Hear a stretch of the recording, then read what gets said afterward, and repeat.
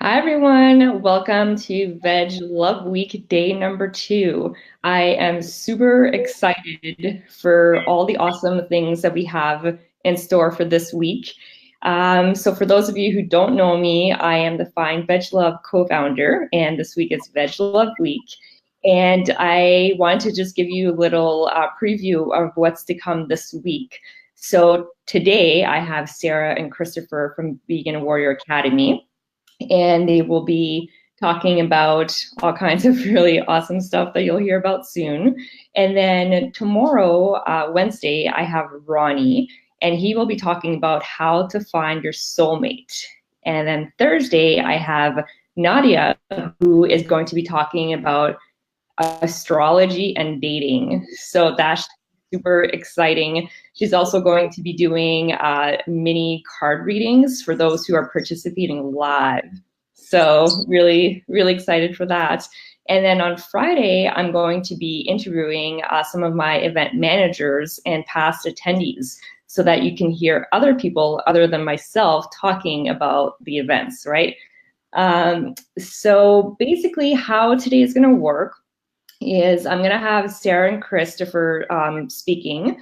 And feel free to post your questions in the comments, and we will be answering them at the end. Okay, so if you have any questions, at any point, just feel free to post them, and we'll get to them at the end. And then I also wanted to let you know that every day this week we have awesome prizes up for grabs.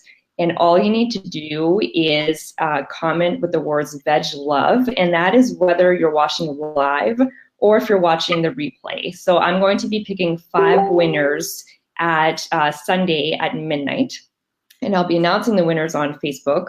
And Sara and Christopher are giving us an amazing prize pack that they can tell you a bit more about. But basically, it's worth $497, and there's lots of awesome, awesome stuff. So big thanks to you guys for doing that. So here we go. We have Sara and Christopher now. So yeah, so thank you so much for being part of this, and I will hand it over to you now. Sounds wonderful. Thank you so much. Hey everybody, how are you doing? I'm glad to be here, and we're just really excited because if you're here watching, following Find Veg Love, then that means you're obviously looking for a sustainable, deep connection with someone who shares your core values, someone who can lift you up and you lift them up. And Christopher and I, well, we can give you a little brief introduction. Absolutely. So we met about 4 years ago in Africa. We were serving as Peace Corps volunteers in Tanzania at the time. And a lot of synchronicities had to happen for us to finally come together and meet each other. There is a very long, drawn-out story, which we have shared in the past. But to keep things short here, we were, again, serving as Peace Corps volunteers, and we met in a small town of Dodoma, Tanzania, which is the capital. And it was just love at first sight. I know that's so cliche to say, but it was one of those things where we looked at each other, and I even told my friend I was with at the time, 5 minutes after I met Sara, that was the girl that I was going to marry. And from that point on, those couple days were just so magical. We shared so much of our journey together. We were both on this self-discovery journey, having been serving as Peace Corps volunteers in Africa. We really not only were doing our work in our communities, but doing work on ourselves. And so we were sharing our fears, our desires, our wants, our needs, everything that we could possibly share within those couple days. And then we had to split apart, and we were a 3-day bus ride apart. So it was really difficult for a while, but we spent every single night in building our relationship, talking on the phone. And yes, we did have cell phone reception, even though it was shaky in our small villages, but we shared so much every single night, all our vulnerabilities with each other. We talked 2-3 hours until we got to see each other again. And it was just this time and this valuable time we had to build this relationship through communication was so important and set the foundation for our relationship and where we are today together. And it's pretty cool. Yeah, it's been a wild ride. And since then, it's interesting because we get a lot of people working in the personal development realm for both the vegan community and just truth seekers who wish to empower the world in some way. We get a lot of questions like, like how did you guys create this relationship? Like, oh, you must be so lucky or you're so blessed. And, it's interesting because whenever I hear that, oh, you're so lucky, I almost kind of cringe because I'm like, well, it really wasn't luck. And I used to say it too. I used to say, oh, I'm so lucky. I've got this amazing person in my life that I can share my life with. But when it comes down to it is it's not luck. It's conscious creation of the life that you want to live. And now I just want to say really quickly, like this is a space totally free of judgment, right? We all have baggage. We all have things that we're carrying around that is just weighing us down. But we also have the choice to start looking deeper within ourselves, to find the sticky spots that are keeping us from living in full alignment with our true self, our core essence, a version of ourselves that is whole and complete. And in that wholeness, in that completeness, we align to have an experience with a partner who sees you for who you truly are beyond this small self illusion. And so when I cringe when I hear people say, "Oh, you're so lucky," it's not because I don't see their intention. Their intention is pure. I just hear those words that's already like we're signing off our ownership of our lives, saying that we're victims of circumstance, that whatever happens to us is to us and wasn't because of choices that we've made. So, Chris gave you guys like a really beautiful rundown of how we met and how magical it truly was. But it goes and starts way before when we were both, before we knew each other existed, when we were both pretty lost. And honestly, we'd had our hearts broken quite a few times. I myself, full transparency, found myself in a toxic cycle of just dating emotionally unavailable men. A lot of them had drug addiction problems. I found myself in that fixer role, because if I could fix them, then that made me feel better about myself. And I found myself in these codependent relationships, but I tricked myself into believing that I was just their hero or something of that sort. So when really I was running away from my own needs. I didn't want to look at the dark, shadowy stuff within myself that was being projected onto these men and other people, right back at me, being my mirror to show me where I hadn't quite healed or where I wasn't allowing my true self or qualities of my true self to emerge.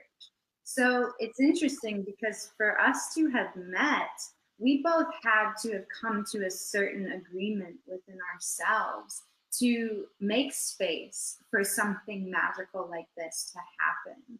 And, I think you can kind of attest to that as well, coming from where you did too before we met. Yeah, I was just busy really numbing myself from a lot of things, really not facing myself fully and seeing myself for who I truly am.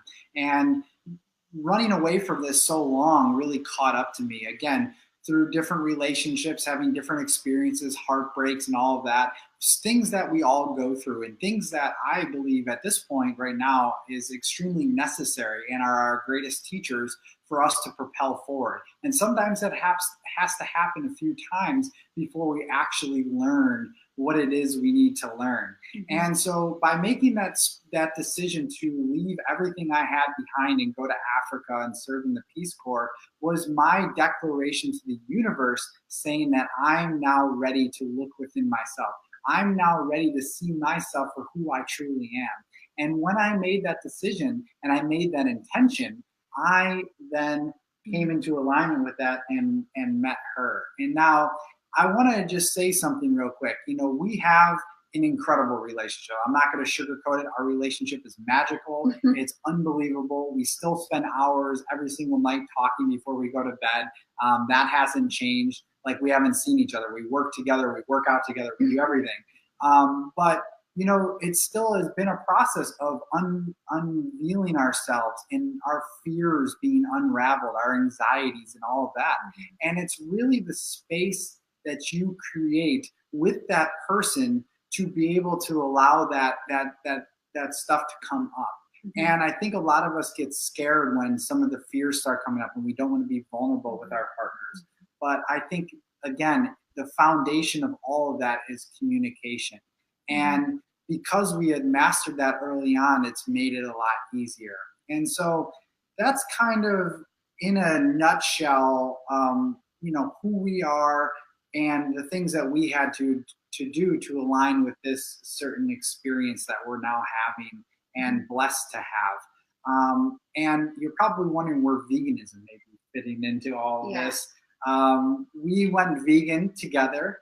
So I know that's tough. Some people have significant others or haven't found one yet that maybe aren't vegan. But for us, we made the decision after Africa to go vegan together for many different reasons. And so that support environment was wonderful, having each other through that transition, and then ultimately creating a really great and fun and exciting vegan business in the Vegan Warrior Academy. So, well, and what's interesting about that is because we're all vegan because it's a reflection of our inner core values of compassion, balance, equality, whatever drives you to become vegan. That is a reflection of who you are on the inside. So knowing that, that's a testament to the match of the core values that we shared between ourselves. So that's really important to look for that in your partner, is to know that you do have those shared values. And if your values are not being shared, what can you do to create a space where each partner's values can be expressed in a way that supports and nourishes each other, but first and foremost themselves. Because I think, I know that the title of this talk, I believe, is the number one reason you're still probably single. And to kind of backtrack a little, the reason is, well, when I say the reason, it makes me feel like I'm pointing fingers at you, but we all do it. Like I said before about the baggage, a lot of the reason of still being single is because we still on to all the things that are no longer serving us, all the things that are taking up space within our hearts, our spirits, our minds.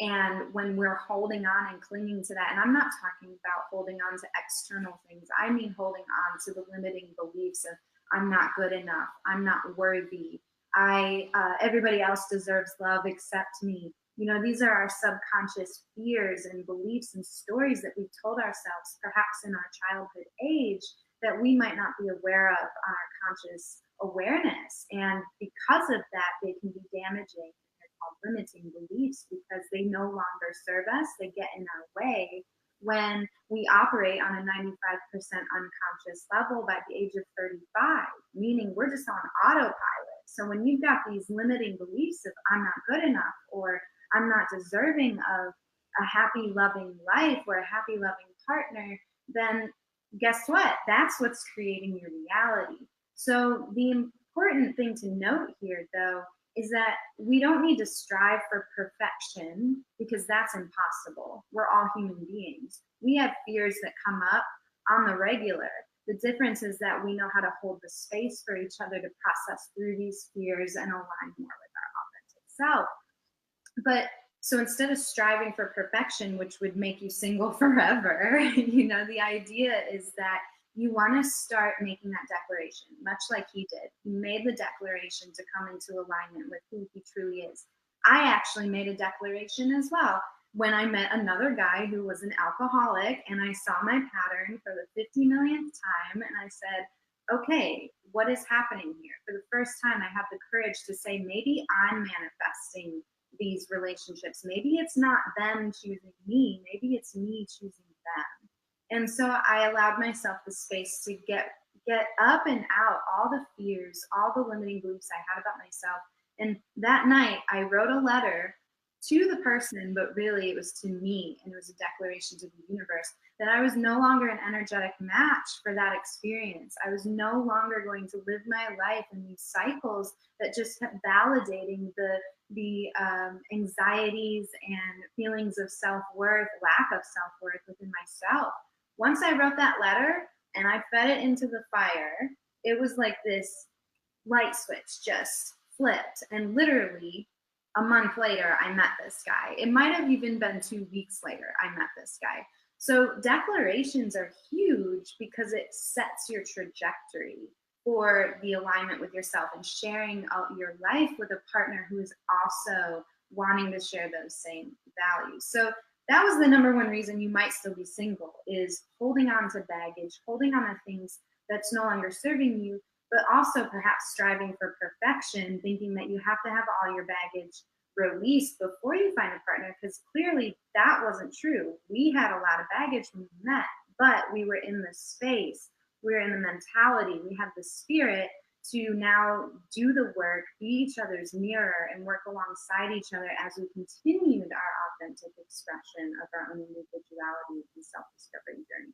And so I know that was a lot, but to kind of recap everything here, it really, the foundation of finding a partner and finding truly a lifelong connection. You know, we're not just talking about any partner. We're talking about an exciting, fun-filled connection, one that you can experience all of life with. It starts, and this too goes for creating a vegan world, it all starts with self-love.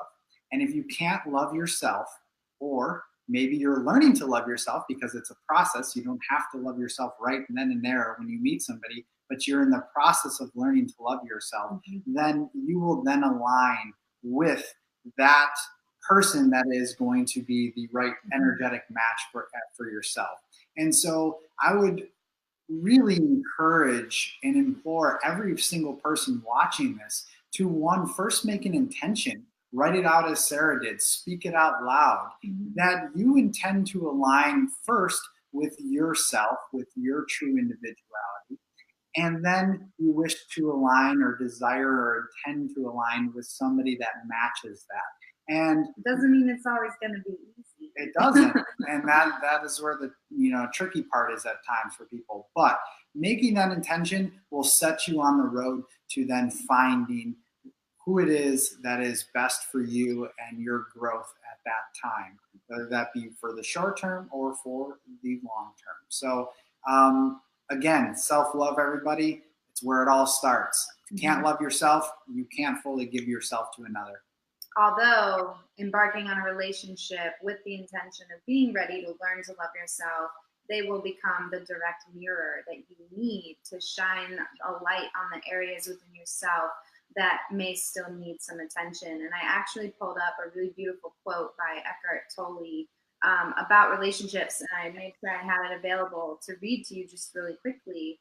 And this describes our relationship very perfectly about, well, I'll just tell it to you first. So if I accept the fact that my relationships are here to make me conscious instead of happy, then my relationships become a wonderful self-mastery tool that keeps realigning me with my higher purpose for a living. So I didn't start dating Christopher to make me happy. At least I wasn't aware of that, but maybe I thought like, oh, I'm going to be happy if we're together. But really, this experience is just a reflection of the pure joy and happiness that's already inside of me.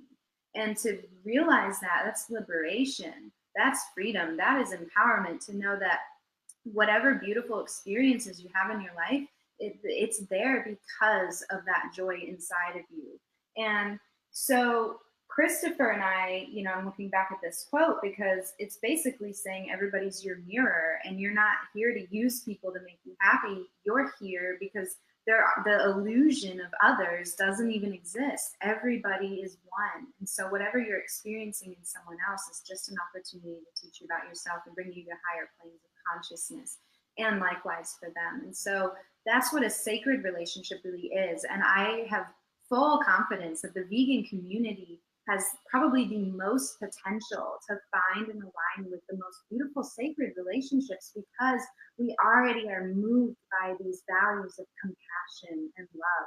So if that's already inside of you and that's what you want for the world, you can hands down have that in a relationship, as long as you're patient and willing to find that self-love and inner harmony within yourself first and foremost, and share the journey with someone else to help help you nurture it and deepen it along the way.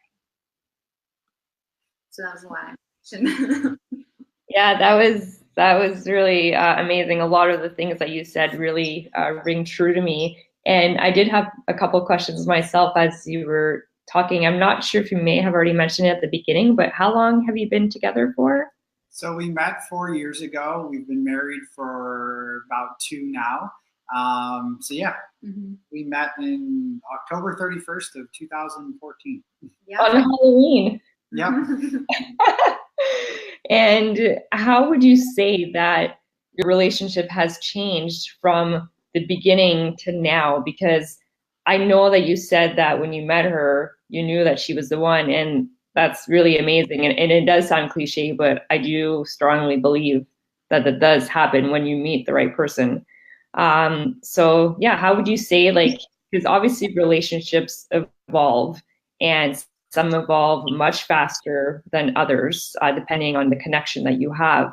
But I was just wondering if you could talk a bit more about that, of how, it's different now than it was at the beginning, and how you keep the relationship really strong as time goes by. Because obviously, like, there's like all these different phases, right? I think like the first 6 months is like the honeymoon phase and all those things. And then the other question that I had is, because you're working together, living together, married, so constantly, pretty much constantly always together, how do you manage that, and how do you keep like the relationship going and things exciting when you're always together? You want to start this? Because I can go and go ahead. Sure.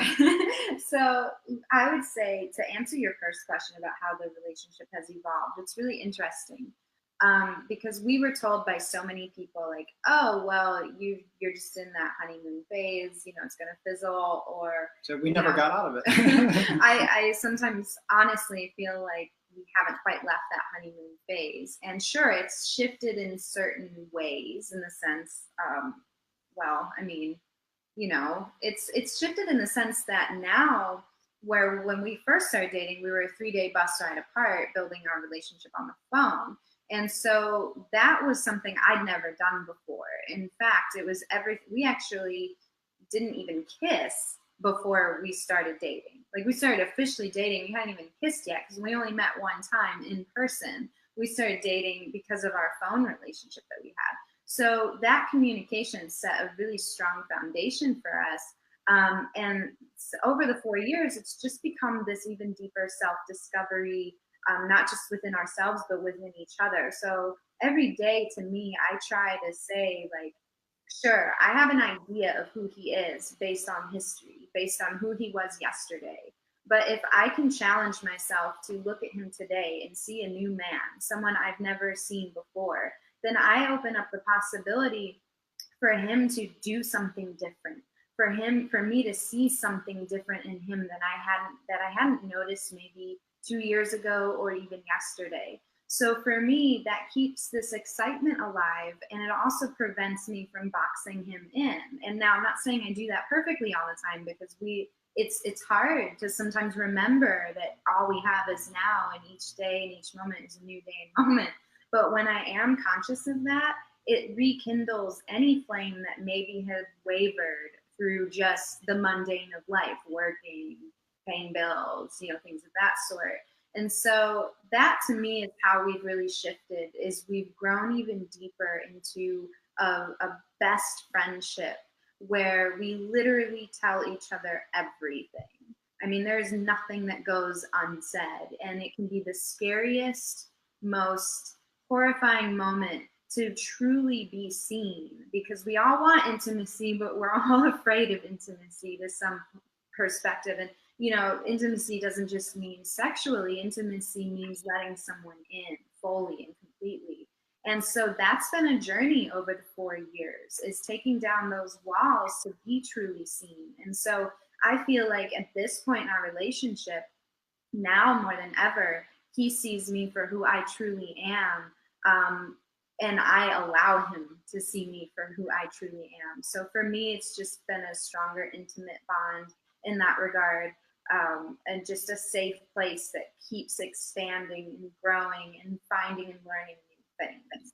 Well, and I mentioned in the beginning that, we set intentions previous to meeting each other, but we also set intentions when we met.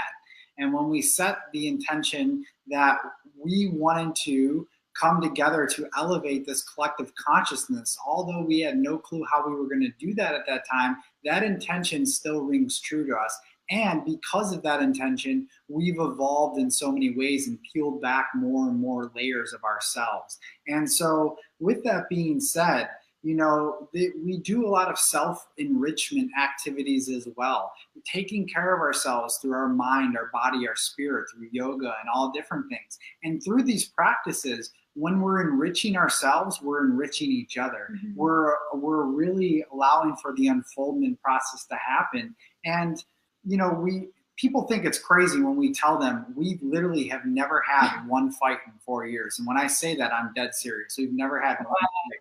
And the reason we squabble about and bicker about the bananas not being ripe enough or whatever. Right. I was gonna ask, well, what do you consider a fight?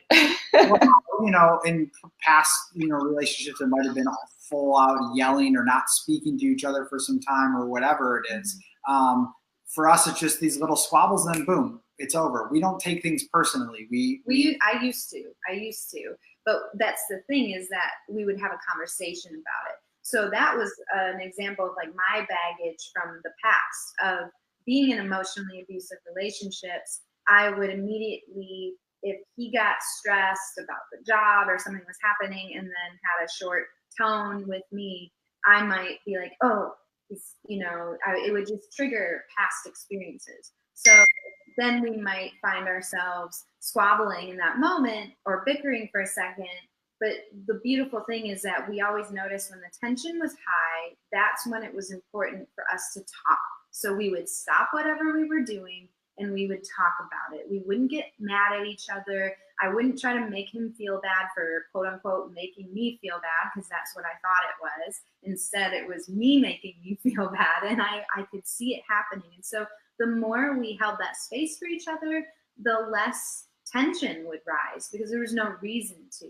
So, and you want to know the other secret. The one secret that we didn't know would become crucial throughout this process is that when we started, when we first squabbled, we made this agreement as a joke. Okay, when this happens, you say, I'm sorry, you're right, I'm wrong, right? And just taking that on and being vulnerable. Only if you actually were wrong in that moment. Exactly. And we started carrying this pattern out, and it really works well. But it started jokingly, if something would happen, and then I would be so strong in my stance about something dumb that we were just like bickering about, and then maybe 10 minutes later, I realized that, whoops, I was totally wrong about that. Then I would go up to him and be like, you're right, I'm wrong, and then we laugh about it. It diffuses the situation. But that comes from self-honesty, of knowing when it's okay to be wrong. It's okay to make mistakes, and it feels really damn good when you can admit that you made the mistake instead of trying to cover it up like you were, nothing ever happened. Like, it's like this huge pressure and relief just coming off of you. Yeah. And do you feel like the way that you handle things in this relationship is completely different than in past relationships because of this whole self-discovery and newfound like self-love? Because I'm kind of like the same thing kind of happened for me, was that I was in a relationship for 15 years, which is obviously a very, very long time. And I've been in a new relationship now for 6 months, and it is just completely different, like totally different. I feel like I'm a totally different person than I was in my previous relationship. And it's just amazing to me for myself to notice the differences. And it just really does show me that when you do change your whole perception, and so much can happen. So it's really, it's really amazing to witness that. And so can we also address like the thing about you two like working together and spending all the time together? Because I know that for some people, they have worked together, lived together, and work together constantly all the time, and it wasn't a good thing for their relationship. But obviously it's a very good thing for your relationship. So I want to know what your secrets were for that. Yeah, so I think when a lot of people hear that, they're like, "Oh, it sounds like there might be a codependency issue there," and so I understand that, and I can see why somebody would say that from the outside looking in, considering we do spend a majority of our time together. But what the difference is that one, we feel whole within ourselves, so that we're not depending on each other to make each other happy. Two, we are very fortunate in the sense that whatever she's very good at and is very strong at, I might be a little weaker in, and vice versa. And so we really power each other up. And when we come together, we become one unit. We're not two anymore, we're one. And through that one unit, we have the superpowers of both the yin and the yang to be able to approach these situations. And we know that our strength is together. So why would we deny that strength? Doesn't mean that we don't need time to go meditate or go take a walk by ourselves or do whatever. Well, we usually walk or meditate. But we also do that together. But like we do take time for ourselves as well. And so again, when we understand that, which we do, then why not operate from that space if we can be even more powerful as an evolutionary catalyst, not only to ourselves, but to the rest of the world when we're working together. I think for a lot of relationships, the struggle lies in maybe not being complementary opposite. Maybe it's being opposite, but it's not in a complementary way. And I've been in those relationships before too. Me too. And now in hindsight, looking back, I was still working through a lot of my stuff. I was looking to them to make me happy. I was looking to them to be the person I wanted them to be for me. And they were doing the same for me to them. And when really what a sacred marriage or a relationship or partnership in which you are committing to each other to spend as long as you see fit for yourselves, to me, that is really knowing how to hold space for the authentic expression and development of your partner. And sometimes that doesn't make you happy. Sometimes what they have to experience and go through is not something that you prefer to experience. But because you've made the declaration and the commitment to each other, you understand that it's your responsibility to hold space for them while they explore it, and while they hold space for you to deal with whatever it is that they're experiencing. So that was kind of like a weird little, I felt like I just moved a jigsaw puzzle around frantically trying to make the pieces to connect. But basically, it's taking yourself out of the way they live their lives, in the sense that you understand they are their own person that needs to develop and learn and grow just like you are. And so when we can kind of not take things so personally and look at it from a higher octave, where we're like, okay, what's the best thing I can take away from this situation? How can we grow together in this challenge? Where are we mismatched, and what are our strengths that we can unite in this moment? That's really important, is to highlight your strengths, know the strengths of your partner, admit your weaknesses, and hold space for your partner to admit theirs. And from that, you can play, you can have fun, you can figure out like, okay, when you're feeling this way, I know it's because you're triggered by this. When I'm feeling this way, you know it's because I'm feeling triggered by this. So the more you talk about it before it happens and tension rises, the better you can sort of distill it back down to something even more beautiful than when you started, and just complement each other in a way that you support each other instead of making it all about you all the time. And I used to do that so much. And I would implore people to, one, find out, we were talking about values and core values. First, when you come into a relationship, and if you're trying to create something sacred, something divine, something out of the ordinary, I would ask you to, one, find out what your core values are. You can do that you can actually download our Vegan Warrior Training Manual. In that manual, the first step in our method is defining your core values. And this isn't just for what we're doing, helping the vegan community find their purpose and everything in life, but this can also be applied to finding love. And so having both partners fill out what are your core values, and then two, highlighting, like she said, the strengths and the weaknesses and all of that. I think that's really important to really get to know that. And number three, as she mentioned, don't take things personally. I know that's easier said than done, but at the same point, to understand and come from the perception that pain and challenges are our greatest teachers. And if we can approach it like that, even though it's really shitty and hard at times, it can be so much more empowering for both parties involved. Definitely, I totally agree. We have a question, if you guys are ready for questions. Wonderful. Absolutely. From Allie. Did you know about manifest energy before or after finding each other? Interesting, Allie, because I actually, so when I was about 21 years old, that was what, 9 years ago, 8 years ago? I'm losing my math. You're going to be 30? I'm going to be 30 soon. Whatever. So at that time, I had started reading books on the law of attraction and stuff like that. But to be completely honest with you, it was way over my head. You know, at my point of consciousness at that time of my life, I was still very much in a sort of differentiation stage of my life where I was trying to figure me out, and I wasn't at the awareness level that I was.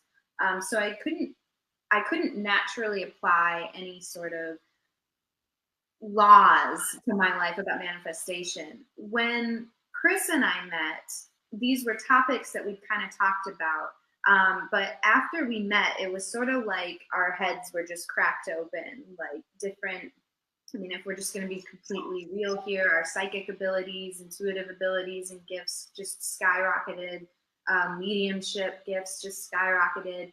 And from that space, we got really excited to learn more about how we were the conscious creators of our lives. And so we took it up another level and dove straight into like the science behind conscious manifestation, beyond just the law of attraction, because I didn't feel fulfilled really just with that alone. I wanted to take it deeper. And so it became something that we realized in hindsight that we were doing, because we're all manifesting all the time. Like we are Allie, Kareen, me, and Chris. We're all co-creating this experience right now. We're dialed into that frequency that we need to be to have this experience together in our perceived reality. So that's beautiful. And when we realized that between ourselves, we were like, wow, so everything in your life, whether you like it or not, is an energetic match for whatever's inside of you. So we just went even deeper and ended up starting to teach like conscious manifestation workshops and things of that sort, because it's a fun topic. That's awesome. Great. So those are all the questions that we have for now. Does anybody else watching have any questions? And if not, Sarah and Christopher, I'd love for you to just take a couple of minutes to talk about your upcoming 21-day challenge that you're doing. Yeah, we're really excited about that. It launches on Thursday. We've been hard at work. I'm kind of doing all the behind the scenes things. She is the front runner of this one this time, and she can speak to that a little bit about her method and what she's doing with that. Yeah, so, you know, the 21-day positive outlook challenge, this really was inspired after I became ready to share my full story with both our vegan warrior community and our soul and wonder community, our truth seekers. So, you know, having been through some pretty traumatic experiences of my life, because after dealing with the string of toxic relationships, I found myself in an experience where I was a victim of sexual assault in a pretty violent way, and I almost lost my life. And from that experience, I recognized that it was no longer suitable for me to keep putting a Band-Aid on my pain and a Band-Aid over the darkness and just sweeping it under the rug. It was incredibly important for me to start facing it and start sitting with my pain and getting to know it as a friend instead of an enemy. And, you know, that kind of went against all the teachings of our New Age spiritual communities and all the personal development realm of talking about think happy thoughts, create a happy life, you know, because then people became afraid, and I'm raising my hand there. I became very afraid to admit to my negative self-talk, my inner judgment, my fears. I thought that if I gave them a voice that they would consume me and my life would reflect a negative internal community, when in fact it was the complete opposite. When I finally started embracing my pain and looking at it as a friend and not an enemy, I started to find true healing through so much stuff, because finally I was using it as a guide to the places within me that needed healing. And so doing one-on-one work with clients, coaching people through their own self-discovery, helping vegans find their voice in the vegan community so that they can represent their truth with much more power and love, and then helping truth seekers just align with their authentic selves. I loved the work and walking them through their own pain and their own darkness to come into that light, but I can only teach and coach and work with so many people at one time. So I started doing a group coaching program on positive outlook. And from that, I created a challenge because I wanted to make it super accessible to people. And so this 21-day positive outlook challenge is legit. Like, I take you through 3 phases of building the foundation for a positive life up ahead, facing your darkness in a way that you probably never have before, and in a way that is so cleansing and purifying. And then, of course, phase 3, emerging into the light. And it's basically for people on any spectrum of the happiness scale. You could be just like oozing happiness from your pores and still do the positive outlook challenge, because no matter where you are, whether you're really struggling and sometimes can't even get out of bed, or the complete opposite, this challenge meets you where you're at and helps you deepen just that self-discovery, helps you get curious, and moves you into a space of more fulfillment, more joy, and in a way that is sustainable and long-lasting. And not to mention that joy, that freedom, that fulfillment from within will then help you align with a partner, help you create healthier relationships, a better life overall. And so with this challenge, we're doing the 21-day challenge, which launches, like I said, November 29th, which we're super excited for. Then we have, you get a doTERRA sample size essential oil. You get an exclusive interview with a very, very prominent meditation and mindfulness teacher about living beyond fear, anxiety, and addiction. You get a couple other ebooks, The Art of Loving Yourself, and all this great stuff. So we're giving that away. Guided meditations. And we're giving that all away to one lucky person on here, but anybody can enroll on the 29th. Right now, if you're interested, you can get on the wait list by going to soulinwonder.com/waitlist. And if you're watching this after the 29th, the challenge will be ready. You can go to stressfreehappylife.com/21-day challenge. Awesome. Well, thank you so much again, Sara and Christopher, for sharing your. I'm really excited that the 3 of us will be forming, and really look forward to working together more and just providing even more amazing resources and services to the community. This is a big reason, a big part of why I do what I'm doing. I truly believe in helping people find veg love, and it's hard. It's hard running a business, running a vegan business, and it requires a lot of work. But I'm just so passionate about it, and to me, hearing the stories of people that meet at my events is just so rewarding, and hearing about not only like the romantic connections that people make, but the friendships that are formed at these events. It's really incredible to see. I am lucky to be able to host events in my city, in Ottawa. They happen only every 3 months. I wish they happened every month, because I love being there, seeing all the magic happen, and just connecting with the vegan community. It's an amazing feeling. So for those of you who haven't checked out our website yet, please go to findveglove.com and you can see if we have any events coming up in your city. We have a lot more events planned for 2019. And you can also check out the Find Veg Love Facebook group. It's a great place to connect with other veg singles.